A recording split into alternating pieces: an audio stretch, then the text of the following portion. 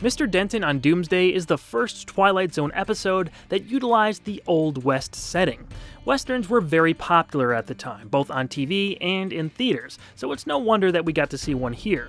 It's also notable for featuring a young Martin Landau as the town bully who loves to humiliate our main character. Originally, Rod Serling had a different angle on the story. It was to be called You Too Can Be a Fast Gun, about a school teacher who longed to be a gunslinger and was granted that ability by a magic potion. Serling decided he wanted to do something less superficial, and we ended up with a very different and more nuanced tale.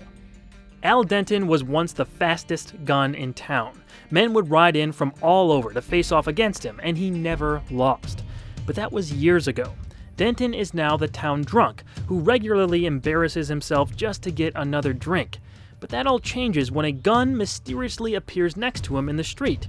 Suddenly, Denton seems to have his skills back, and a traveling salesman named Henry J. Fate looks to be the cause of it all. Word quickly gets around about Denton's return to form, and he's challenged by a young outsider looking to make a name for himself. Fate then steps in again with an offer the aging gunfighter has to consider. This is a very thoughtful and character-driven episode. Dan Duryea plays Al Denton with a regretful demeanor as we hear about the cause of his alcoholism. He killed so many people during his time as a gunfighter that it weighed heavy on him. The last one he killed sent him directly into a downward spiral. The guy who asked me to prove it turned out to be 16 years old. I left him there bleeding to death with my bullet in him. I guess it'll start all over again now.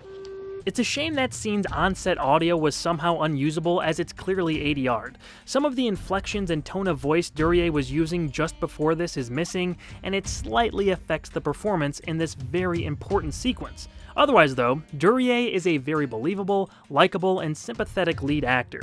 The Denton character was well written, with a backstory that could have filled up a feature film.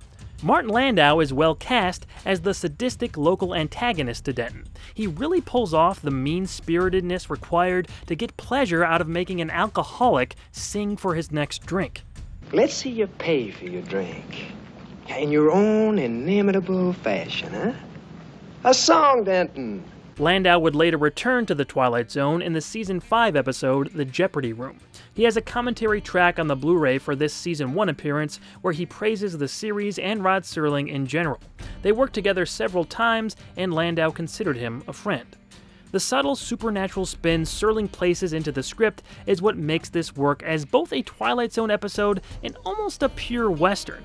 Honestly, the character work overshadows any turn the story took. After Denton is challenged to another gunfight, he realizes all his old skill really is gone. About to skip town, he runs into the salesman Henry J. Fate, who gives him an elixir that provides him with a perfect shot for 10 seconds.